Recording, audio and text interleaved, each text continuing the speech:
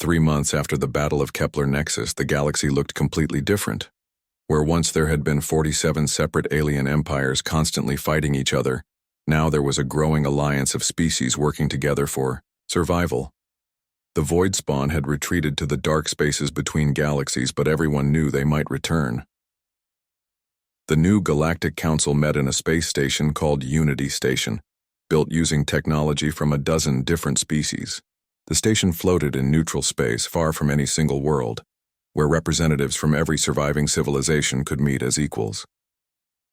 Fleet Admiral Young-Soo Kang stood at the center of the main meeting hall, but unlike the old days when one species dominated all others, he shared the speaking platform with representatives from every member species. The Krillian ambassador Veltar was there, along with Elder Zephyrim from the Zephyrians, Admiral Nerithus from the ocean-dwelling Nereids, and leaders from dozens of other civilizations. 6 months ago, Admiral Young-Soo began, this galaxy was divided by war, hatred, and fear. Species fought each other for resources and territory while a greater threat grew in the darkness beyond our reality. Today we stand united against that threat, and we are stronger than we have ever been. The hall was filled with beings who would have been shooting at each other just a year ago.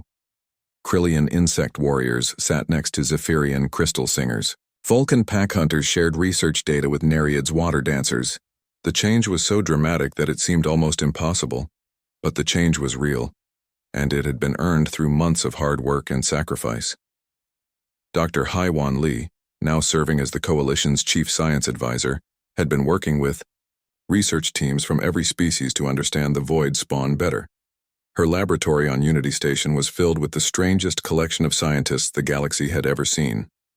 We have learned something very important about our enemy, she announced to the council. The void spawn are not evil creatures trying to destroy us.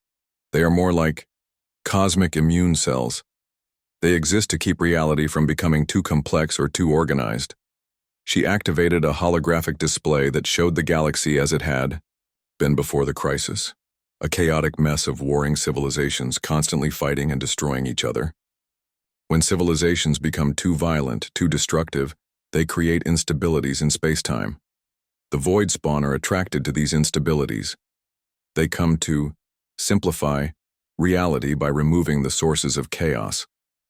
Elder Zephyrim, his crystalline body ringing with harmonious tones, asked, "So they were trying to clean up the mess we had made?" "Exactly," Haiwan confirmed. The constant wars between our species had been creating tiny tears in reality for centuries. When those tears became big enough, the void spawn noticed and came to fix the problem by removing us entirely. This revelation changed everything. The void spawn were not invaders to be defeated. They were a natural force that responded to cosmic imbalance. Fighting them was like trying to fight gravity or time itself. But there is good news, Haiwan continued. Since our alliance was formed, the creation of new space-time instabilities has dropped to almost zero. The void spawn seem to have lost interest in our galaxy. They are returning to the spaces between realities where they normally exist. Captain Dae-ho Kim, now promoted to admiral and serving as head of Coalition security, had been monitoring the void spawn retreat through a network of sensors placed throughout the galaxy. Our long-range detection systems show that the creatures are moving away from inhabited space, he reported. The reality anchor networks are not just protecting us. They are healing the damage that centuries of warfare created. The anchor networks had grown far beyond what anyone had imagined possible. Every major star system now had multiple reality anchors maintaining stable spacetime. The technology had been adapted to work with dozens of different alien technologies, creating a protective web that covered most of the galaxy. Dr. Ji-hoon Bae had worked with engineers from every species to develop new and better anchor designs. The latest versions were living crystals grown by the Zephyrians, powered by Nereids bioenergy, and controlled by quantum computers developed jointly by humans and Krillians. The anchors are doing more than just protecting us from void spawn, Ji-hoon explained to the council. They are making space-time itself more stable and predictable. Travel between star systems is becoming faster and safer. Communication across the galaxy is clearer than ever before. But the most important change was not technological, it was social. Species that had been enemies for thousands of years were learning to work together and trust each other. Ambassador Veltar, once proud leader of the Krillian Empire, now served as coordinator for refugee resettlement programs. He had spent months working with human social workers to help displaced aliens find new homes and new purposes. "I must confess something to this council," he said, his voice carrying across the hall. "When I announced humanity's destruction 6 months ago, I was filled with pride and satisfaction. I believed that removing humans would make the galaxy a better place." He paused, looking around at the mixed audience of former enemies working together. "I was wrong. Humanity's greatest strength was never their weapons or their ships. It was their ability to see former enemies as potential friends. They could have let us all die when the void spawn came. Instead, they saved us and taught us how to save ourselves." Similar transformations were happening throughout the galaxy. Captain Hyunwoo Park was now working openly with the Nereids aquatic engineers he had once spied on, helping them adapt their underwater cities to serve as refugee centers for displaced populations. Dr. Yoon-Ah Choi had become a permanent liaison between human and Zephyrian scientists, leading joint research projects that were producing breakthrough discoveries in physics, biology, and technology. Commander Yoon-ji Han was training mixed-species crews to operate the new generation of coalition ships, vessels that combined the or best technology from every member civilization. The coalition fleet that patrolled the galaxy now included ships crewed by dozens of different species. The flagship New Harmony, commanded by Admiral Min Seok Lee, had a bridge crew that looked like something from a fantasy story, humans working alongside crystal beings, insect warriors, water dancers, and fur-covered pack hunters. 6 months ago, a scene like this would have been impossible, Admiral Min Seok often told visiting dignitaries. Today it is normal. Our differences make us stronger, not weaker. The economic changes were just as dramatic as the social ones.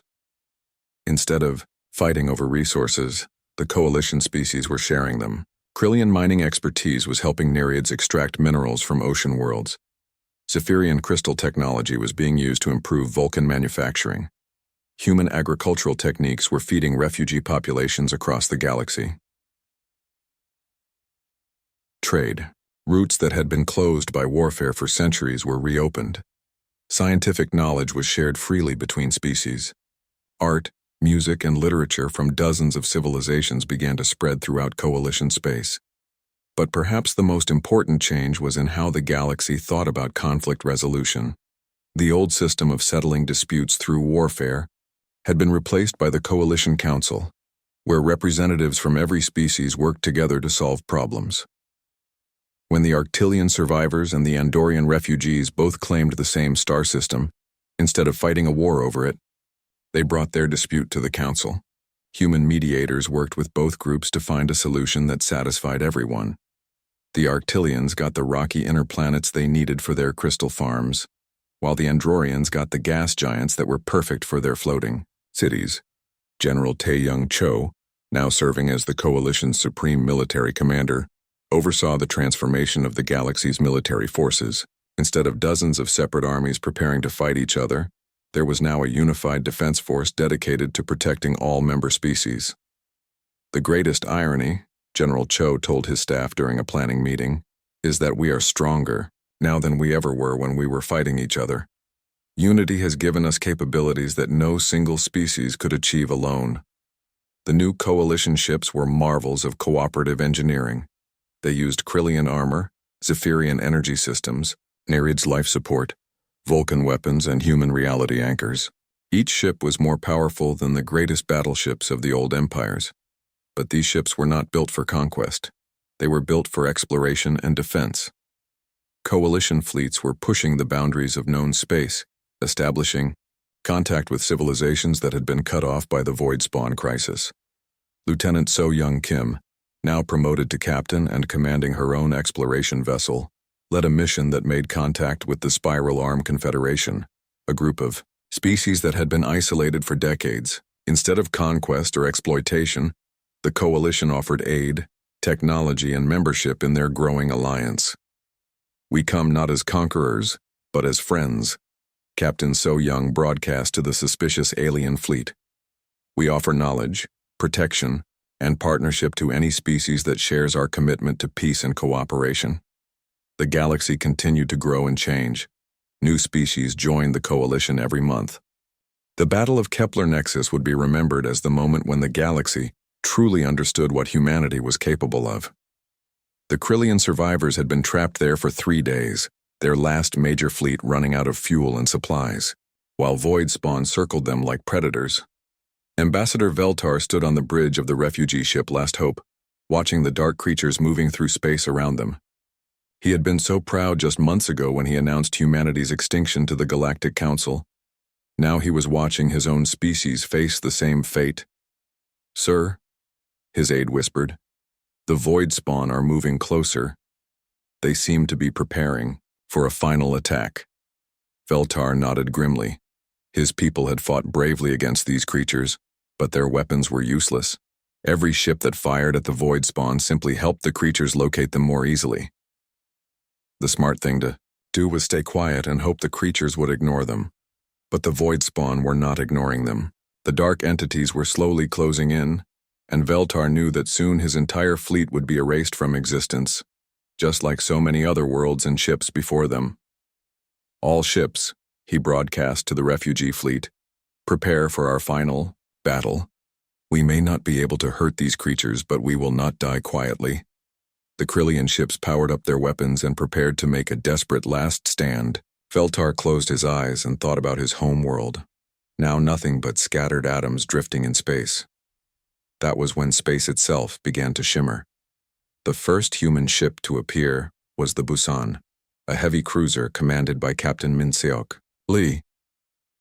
It materialized from what seemed like empty space, its hull gleaming with the strange energy fields that marked human reality anchor technology.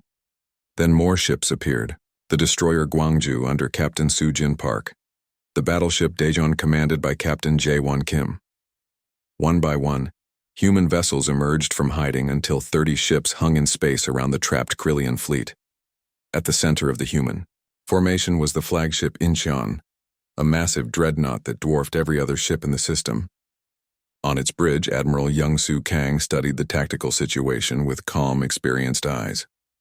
"This is Admiral Young-Soo Kang of the Earth Defense Fleet," came a transmission that reached every ship in the system. "We received your distress call. All refugee vessels, please remain calm while we establish a protective perimeter." Veltar stared at the human ships in amazement. He had seen human vessels before, during the wars that led to Earth's supposed destruction. But these ships were different. They moved with a precision and coordination that spoke of years of training and preparation. "Impossible," Veltar whispered. "We destroyed them. We saw their planet burn." His aide was checking the sensor readings with shaking hands. "Sir, these ships, they are not showing up on our sensors properly. It is as if they exist in a slightly different reality from everything else." That was exactly what was happening.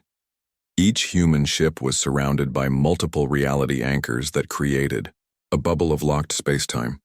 To the void spawn, the human fleet simply did not exist.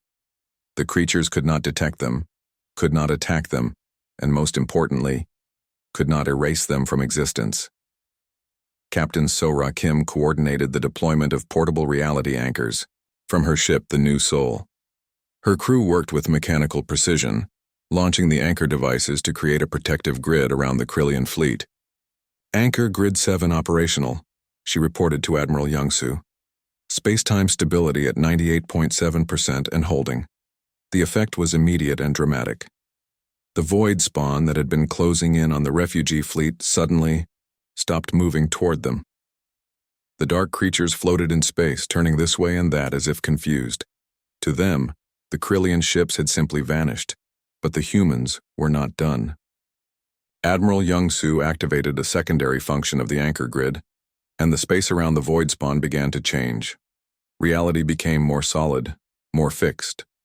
The creatures found themselves trapped in a bubble of normal physics where their Reality editing abilities simply did not work.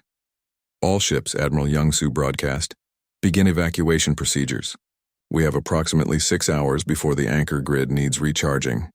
The rescue operation that followed was unlike anything the galaxy had ever seen. Human ships moved between the refugee vessels with perfect coordination, using transport, beams and docking procedures that worked flawlessly despite the chaotic conditions. Captain Hyun-Woo Park, who had been hiding among alien refugees for months, finally revealed his true identity as he helped coordinate the evacuation from inside the Krillian fleet. "This is Captain Hyun-Woo Park, Human Military Intelligence," he broadcast to the confused alien crews. "I have been embedded with your fleet for security purposes. Please follow the evacuation instructions being transmitted by the human rescue ships." The revelation that humans had been hiding among the alien refugees sent shockwaves through the fleet. Many aliens realized for the first time just how thoroughly they had been outmaneuvered by human intelligence operations. Dr. Yuna Choi was simultaneously revealing herself to Zephyrian refugees in another part of the system. She had been posing as a crystal technology researcher, but now she began teaching the Zephyrians how to modify their ship's systems to work with human reality anchors. "Your crystalline technology is actually perfect for this," she explained to amazed Zephyrian engineers. "With a few modifications, your ships can generate their own anchor fields."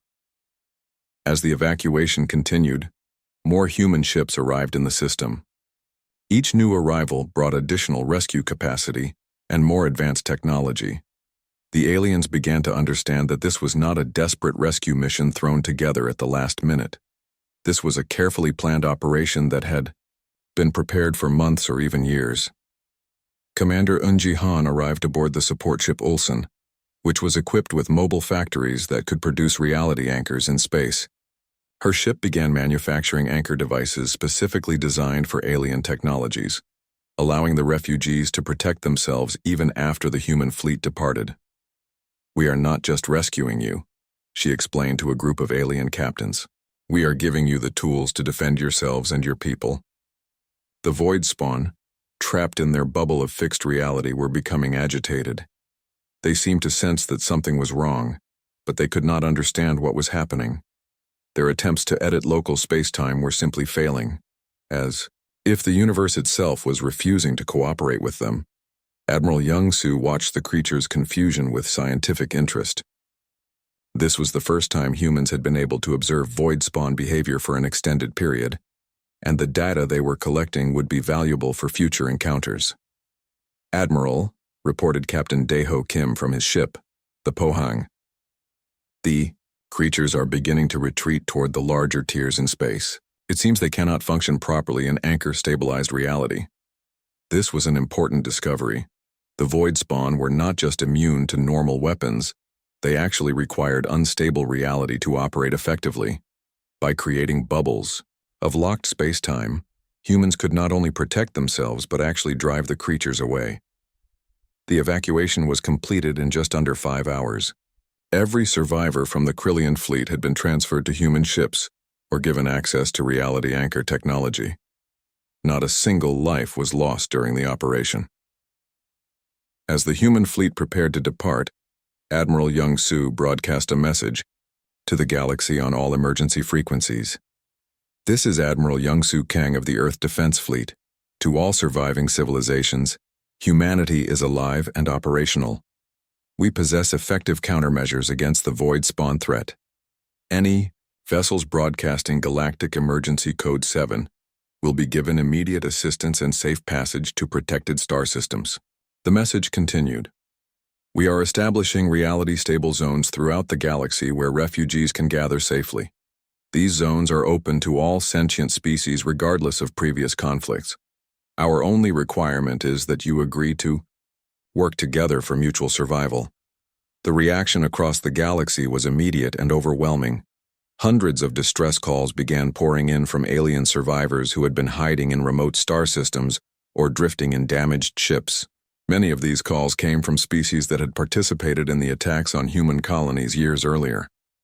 Captain Min Seok Lee received one such call from a group of Vulcan survivors who had been trapped on a damaged space station for weeks. His first impulse was anger. The Vulcans had been particularly vicious in their attacks on human settlements. But his training took over. "This is Captain Min-Seok Lee responding to your distress call," he transmitted. "We are en route to your position. Estimated arrival time is 6 hours. Please remain calm and conserve your resources." Back on Earth, General Tae-Young Cho was monitoring the rescue operations from the Lunar Command Center. Reports were coming in from across the galaxy as human ships appeared to save alien refugees. Each rescue operation was precisely planned and perfectly executed. "Sir," Lieutenant So-Young Kim reported, "we are receiving formal requests for alliance from 23 different alien governments. They want to join our mutual defense coalition." General Cho nodded. This was the moment he had been preparing for since the Lazarus Protocol began.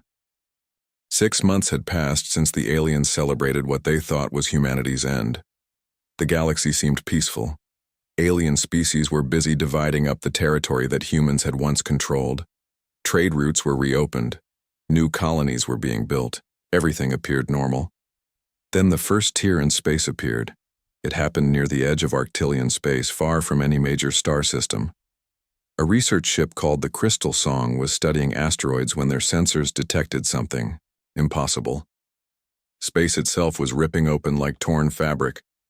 Captain Zethara, the Arctilian commander, stared at the readings in confusion. The tear was perfectly round, about a kilometer wide, and it showed something that should not exist. Through the hole in space, they could see another place entirely, a realm of swirling darkness where the normal laws of physics seemed to be broken.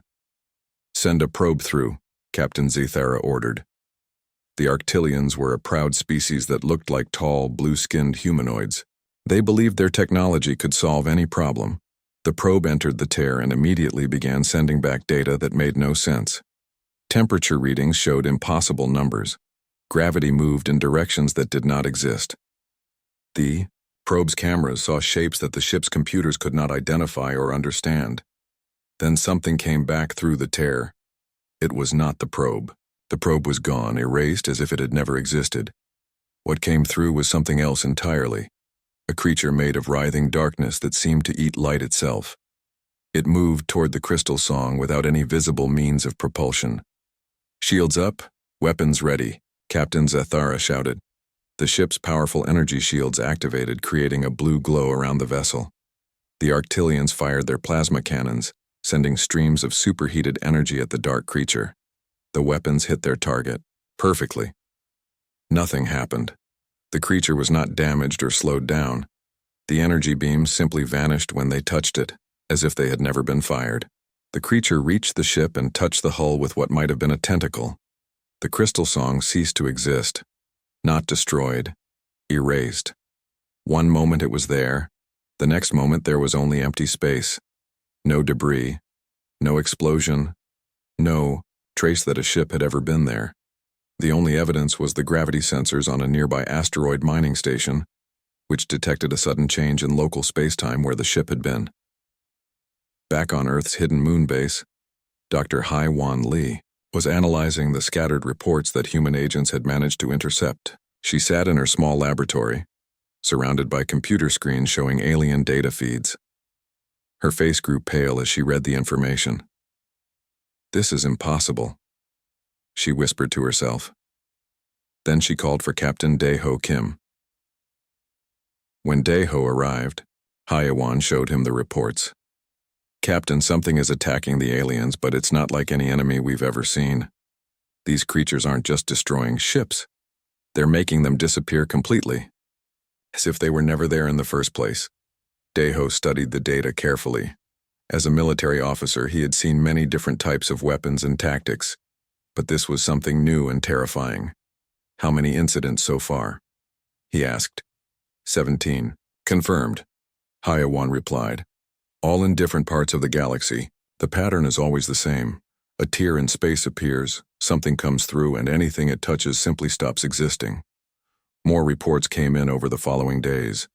The tears in space were appearing faster now, and they were getting bigger.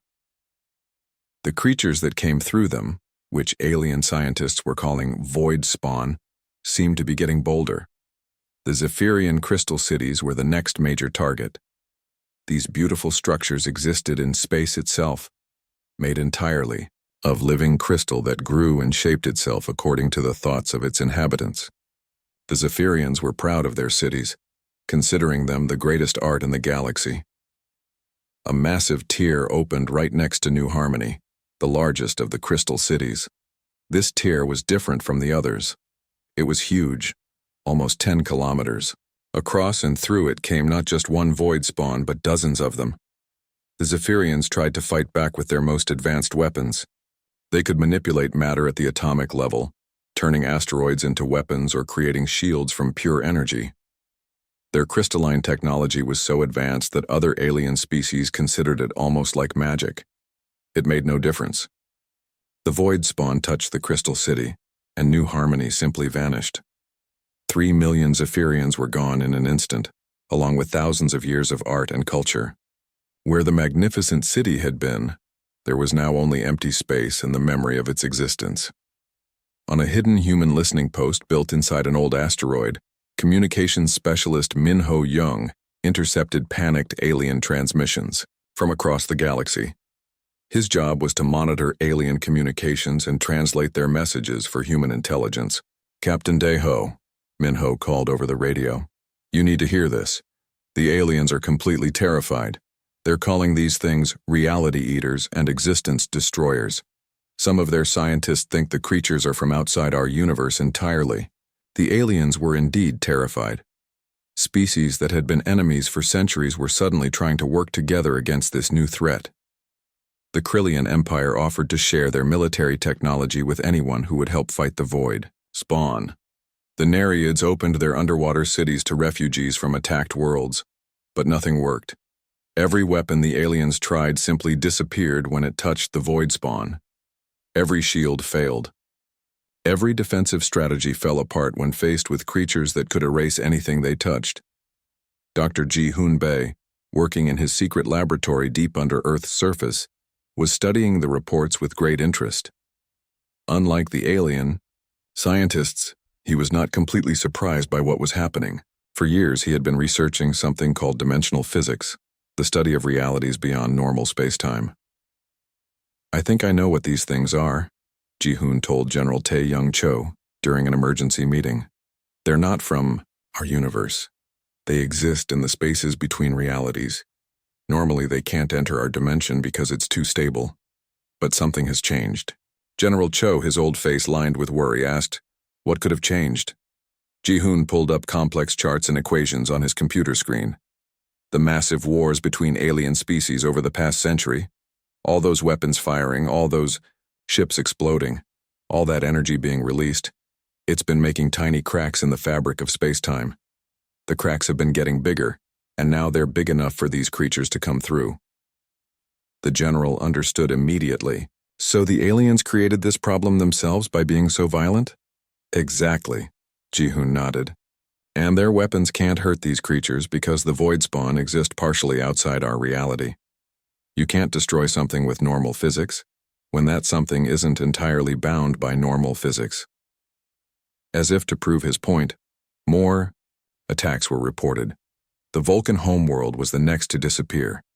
The furry, wolf-like aliens were known for their fierce fighting spirit, but their courage meant nothing against an enemy that could simply erase them from existence. The Galactic communications networks were filled with desperate messages. Alien leaders who had once been proud and arrogant were now begging for help from anyone who might have ideas about how to fight the void spawn. Captain Hyun-Woo Park, still working undercover as a mechanic on a Nereid space station, watched the fish-like aliens swimming frantically in their water tanks as they discussed evacuation plans. He had been on this station for 2 years, and he had never seen the normally calm Nereids so frightened. "The end times have come," he heard one of them saying to another. "The universe itself is being consumed." Meanwhile, Dr. Yuna Choi was observing similar panic among the Zephyrians.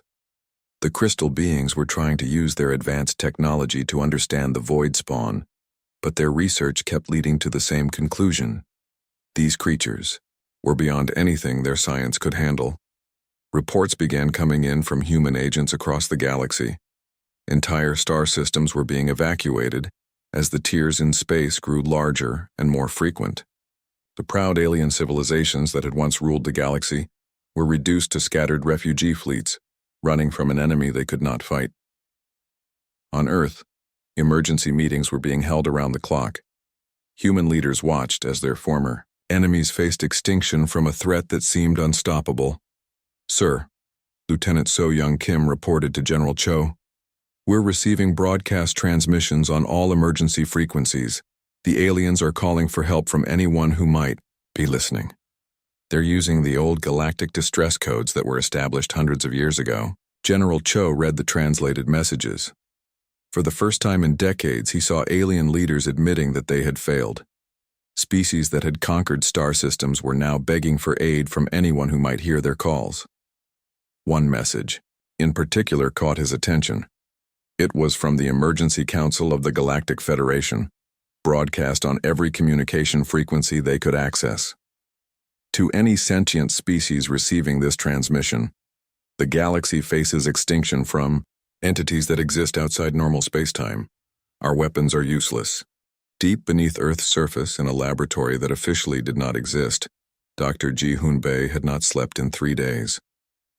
His thin frame was hunched over a workbench covered with strange devices that hummed with barely contained energy. Empty, coffee cups and food containers were scattered around the room, forgotten in his rush to complete his work. The device he was building looked like a metal sphere, covered in complex patterns that seemed to shift and move when viewed directly. Inside the sphere, lights pulsed in colors that had no names, and the air around it seemed to bend slightly as if reality itself was being twisted. Finally, Ji-hoon whispered as the last component clicked into place. The sphere's humming changed to a steady musical tone. After 10 years of research, it actually works. General Tae-young Cho entered the laboratory, followed by Captain Dae-ho Kim and Dr. Hai-won Lee. They had come to see if Ji-hoon's theoretical work could be turned into something practical, something that might save the galaxy from the void. "Spawn, Doctor," General Cho said, his voice showing the stress of recent events. "We need to know if your reality anchor project can actually work against these creatures." Ji-hoon picked up the sphere carefully. Despite its small size, it felt incredibly heavy, as if it contained the weight of a small moon. "This device creates a bubble of locked space-time," he explained. "Inside the bubble, the laws of physics become fixed and cannot be changed. The void spawn work by editing reality. They make things stop existing by convincing the universe that those things were never there in the first place. But if reality is locked in place, they cannot edit it." Hayawan studied the readings on Ji-hoon's instruments. As a biologist, she understood how the void spawn affected living things, but the physics behind the anchor was beyond her expertise. "How do we know it will work?" she asked. "We cannot exactly test it on a real void spawn." Ji-hoon smiled for the first time in weeks. "Actually, we can. 3 days ago, one of our deep space monitoring stations detected a small tear in space near the outer edge of our solar system. It is only about 10 meters wide and nothing has come through it yet. I want to send a probe equipped with a reality anchor to investigate." General Cho nodded. "Do it. But if this draws attention to Earth—" "It will not," Ji-hoon assured him. "The anchor will make the probe invisible to the void spawn. To them it will appear as just another piece of normal space-time." 2 hours later, the probe was launched from a hidden base on one of Jupiter's moons. It was a small automated craft equipped with the most advanced sensors humans had ever built. And attached to its hull was Ji-hoon's reality anchor, humming its strange musical tone. The probe reached the tear in space after a 6-hour journey. Through the probe's cameras, the humans could see the same swirling darkness that alien ships had reported. It was like looking into a place where mathematics broke down and logic ceased to function. "Activating the reality anchor," Ji-hoon announced, his fingers dancing over the control panel. The sphere on the probe began to glow brighter. The space around the probe seemed to become more solid, more real. The stars in the background appeared sharper and more defined, as if someone had adjusted the focus on a cosmic camera. The probe moved closer to the tear. In previous encounters, void spawn had always emerged to attack anything that came near. But this time, nothing happened. The probe passed within a few meters of the tear, and the swirling darkness completely ignored it. It works, Hyewan breathed. The void spawn cannot see the probe. But Ji-hoon was not finished. He activated a secondary function, and the reality anchor began to pulse. The tear in space started to shrink. The edges of the rip began to pull together like a healing wound. The anchor does not just protect against the void spawn, Ji-hoon explained. It can actually repair the damage they have done to space-time. Small tears like this one can be sealed completely. General Cho watched the tear disappear on the monitor. For the first time since the crisis began, he allowed himself to feel hope. How many anchors can we build, he asked. With our current production facilities, about 50 per month, Ji-hoon replied. But if we activate the sleeping factories, General Cho did not need to hear more. Activate everything. I want every hidden facility working on this project. And send activation codes to all our agents in alien space. It is time for them to wake up. Across the galaxy, humans who had been hiding for months began to receive coded messages. Captain Hyunwoo Park was repairing a water filtration system on the Narration station when his hidden communicator buzzed against his chest. He read the message quickly, then deleted it from memory. The message was simple. Lazarus rising. Phase 3 activated. Stand by for contact. Dr. Yuna Choi received the same message while working in the Zephyrian research facility. She had spent 2 years earning the trust of the crystal beings, learning their technology and secretly copying their research. Now it was time to reveal her true mission. In the abandoned ruins of what had once been a Vulcan military base, Sergeant Yoonji Han emerged from the underground bunker where she had been hiding since the base was attacked. She was a communications expert who had been maintaining secret contact with human forces throughout the crisis. All across alien space, hidden humans began to make themselves known. Not as conquerors or invaders, but as rescuers. The first public revelation came when a Krillian refugee fleet was trapped near a growing tear in space. The insect-like aliens had been fleeing from their destroyed homeworld when their ship's engines failed. They drifted helplessly as void spawn began to emerge from the tear. That was when space itself seemed to shimmer, and a ship appeared that matched no known alien design. It was sleek and dark, with hull markings that made the Krillian commanders' blood run cold. The symbols of Earth, the planet they thought they had destroyed. "This is Captain So-Ra Kim of the Earth Defense Fleet," came a transmission that stunned the refugee fleet into silence. "We received your distress call. Prepare for emergency assistance." Captain So-Ra Kim was a young woman who had been commanding deep space missions since before the fake destruction of Earth. Her ship, the New Soul, was equipped with 3 reality anchors and a crew trained specifically for rescue operations in void spawn territory. The Krillians watched in amazement as the human ship deployed strange devices around their fleet. The devices created a shimmer in space that made everything inside seem more solid and real. When the void spawn reached the refugee ships, they simply passed by without attacking, as if the ships were not there. "How is this possible?" the Krillian commander transmitted. "We destroyed your world. We killed your species." Captain So-Ra's reply was calm and professional. "You destroyed a decoy. Humanity is very much alive. Now please prepare your people for evacuation to a safe zone." Word of the rescue spread quickly through the surviving alien communications networks. The species that had celebrated humanity's extinction were now being saved by human ships that had appeared from nowhere. Admiral Young-Soo Kang commanded the human rescue fleet from his flagship, the Incheon. He was an older man with silver hair and calm eyes who had been planning this moment for years. His ships moved through the galaxy with precision that amazed the aliens they rescued. "All ships, maintain anchor fields at maximum strength," Admiral Young-Soo broadcast to his fleet. "Remember, we are here to save lives, not to seek revenge." The human fleet was not large, only 30 ships in total. But each ship was equipped with reality anchors and crewed by people who had trained for this mission their entire lives. They moved through void spawn territory as if the deadly creatures did not exist, rescuing alien refugees and establishing safe zones where survivors could gather.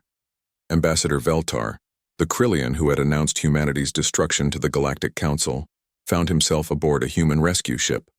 He sat in a guest quarters that was more comfortable than his own command cabin had been, staring out a window at the human crew working to save his people. A knock on his door interrupted his thoughts. Captain Dae-ho Kim entered, carrying a tray of food and water. "Ambassador," Dae-ho said politely, "I thought you might be hungry." Veltar stared at the human who had brought him food. This was one of the species he had tried to exterminate. This man had every reason to hate him, to want revenge for the attacks on human colonies. "Why?" Veltar asked, his voice barely a whisper. "Why are you helping us?" Dae-ho set down the tray and considered the question seriously. "Because it is the right thing to do. Your people made a mistake when they tried to destroy us. But that does not mean we should let you die when we can save you." The rescue operations continued for weeks. Human ships appeared throughout the galaxy, always arriving just in time to save alien refugees from void spawn attacks. They established protected zones where the reality anchors kept the deadly creatures away. But the humans did more than just rescue survivors. They began to share their technology with the aliens they saved.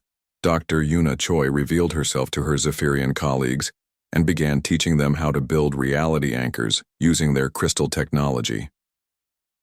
The crystal beings were amazed to learn that humans had developed a defense against the void spawn, and even more amazed that humans were willing to share this knowledge freely. The Great Hall of the Galactic Council was filled with happy sounds. Clicks, chirps, and strange musical notes came from the many different alien species sitting in their special chairs. Each chair was made for a different type of creature. Some needed water, others needed special air, and some floated in energy fields. Ambassador Veltar stood at the center of the hall. He was tall and covered in hard, shiny plates like a giant insect. His forearms moved as he talked, and his mouth parts clicked together when he was excited. Today he was very excited. "My friends from across the galaxy," Veltar said in a loud, proud voice, "I have wonderful news to share with you all. The human problem is finished. We have won." The hall erupted in celebration. The fish-like Nereids made bubbling sounds in their water tanks. The crystal beings called Zephyrians rang like bells. The furry Vulcan species howled with joy. For many years, these aliens had been trying to get rid of humans, and now they thought they had succeeded. 3 months ago, Veltar continued, our combined fleets attacked the human homeworld called Earth. We used our most powerful weapons. The planet is now nothing but space dust. Every single human is dead. They can never bother us again. More cheering filled the hall. Some aliens banged their tentacles on their chairs. Others flashed bright colors with their skin. The celebration went on for many minutes. What none of these aliens knew was that they had made a terrible mistake. The planet they had destroyed was not really Earth. It was a fake planet that humans had built to trick them. The real Earth was hidden far away, protected by machines that made it invisible to alien sensors. On the real Earth's moon, Captain Dae-ho Kim watched the alien celebration on a big screen. He was a tall man with short black hair and serious dark eyes. His uniform was dark blue with silver buttons. He had been fighting aliens for 10 years, and his face showed the stress of those long battles. Next to him stood Commander Sujin Park. She was shorter than Dae-ho, but just as tough. Her black hair was tied back in a tight ponytail, and her hands were clenched into fists as she watched the aliens celebrate. "They think they killed us all," Sujin said quietly. Her voice was full of anger, but she kept it controlled. Dae-ho nodded slowly. "Good. Let them think that. When your enemy believes you are dead, they stop watching for you. They become careless." Around them, other human soldiers and scientists watched the broadcast. They were all hidden in a secret base, built inside the moon. The base had been constructed over many years, using materials mined from asteroids so the aliens would not notice. Dr. Haiwan Lee, the team's expert on alien life forms, was studying the different species in the council hall. She was a small woman with glasses and clever eyes. She had spent years learning about alien biology and behavior. Look at how happy they are, Hayawan said. They really believe we cannot fight back anymore. This gives us a big advantage. The truth was that humans had been planning this fake death for a long time.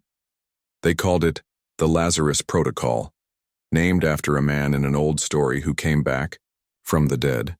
Human leaders had realized that they could not win a direct war against so many alien species. The aliens had bigger ships, more advanced weapons, and thousands of planets full of soldiers. But humans had something the aliens did not expect.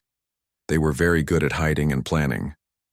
While the aliens thought about war in simple terms, of big battles and powerful weapons, humans thought about tricks and long-term strategies. The fake Earth had taken 5 years to build. Human engineers had found a dead planet in a distant star system and covered it with cities that looked real from space. They had filled it with machines that gave off the same energy signals as a living world. They had even put fake human radio, signals coming from the surface. When the alien fleets arrived to attack, they saw exactly what they expected to see. A planet full of humans who tried to fight back and failed. The aliens destroyed the fake planet and went home happy, thinking they had won a great victory. Meanwhile, the real Earth was hidden behind a curtain of special technology. Machines in space bent light around the planet, making it invisible. Other devices fooled alien sensors into thinking the space where Earth sat was empty. It was like hiding behind a magic cloak that made everything inside disappear. Min Ho Jung, a young communications expert, was monitoring alien radio signals from his post on the moon base. He was only 25, but already one of Earth's best codebreakers. His job was to listen to alien messages and learn their secrets. Sir, Minho said to Captain Daeho, the aliens are already making plans to divide up our old territory. The Krillians want the mining worlds. The Zephyrians are taking the trade routes. The Nereids are claiming all the planets with oceans. Daeho smiled for the first time in months. Perfect. While they fight over empty space, we can prepare for the real war. The real war would not be like anything the aliens expected. Humans had been secretly placing agents throughout alien space for years. These brave men and women had fake identities and worked normal jobs on alien worlds. To everyone around them, they looked like refugees or traders or maintenance workers, but they were actually spies waiting for orders. Captain Hyunwoo Park was one of these hidden agents.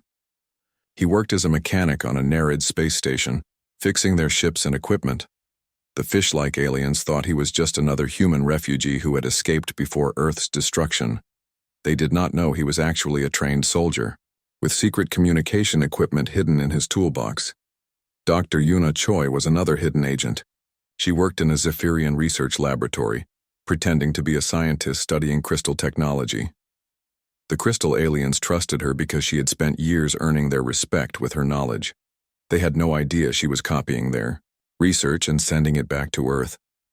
All across the galaxy, hundreds of human agents were in position. Some worked on alien military bases. Others had jobs in government buildings. A few had even managed to get close to alien leaders. They were all waiting for the signal to begin the next phase of humanity's plan. Back on the moon base, General Tae-Young Cho was meeting with his top officers. The general was an old man with gray hair and many scars from battles with aliens. He had been planning the Lazarus Protocol since the first aliens had arrived at Earth 20 years ago. The first phase is complete, General Cho told his officers. The aliens believe we are extinct. Now we begin phase 2. We watch, we learn, and we wait for the right moment to reveal ourselves. Lieutenant So-Young Kim, the general's aide, asked, Sir, how long do we wait? Our people want revenge for all the attacks on our colonies. General Cho looked out the window at the stars. Somewhere out there, alien fleets were celebrating their victory over humanity. They thought the war was over. We wait as long as it takes, the general said. Revenge is not our goal. Victory is our goal. And victory sometimes requires patience. The general was right to be patient. In the weeks that followed, the aliens began to show their true nature. Without humans to fight, they started fighting each other. Old arguments about territory and resources began again. The great alliance that had united them against humanity started to crack. The Krillians demanded the best mining worlds for themselves. The Zephyrians claimed they deserved the richest trade routes because they had contributed the most ships to the war. The Nereids wanted all the water planets, even ones that other species had already colonized. On Earth, hidden deep underground in a secret command center, human leaders watched these arguments with satisfaction. They had always known that the alien alliance was weak. It had only stayed together because they all hated humans. With humans gone, the aliens had no common enemy to unite them. Dr. Ji-hoon Bae, Earth's top scientist, was working on something special in his laboratory. He was a thin man with tired eyes who rarely left his underground lab. For months, he had been developing new weapons and defenses that would surprise the aliens when the time came to fight again.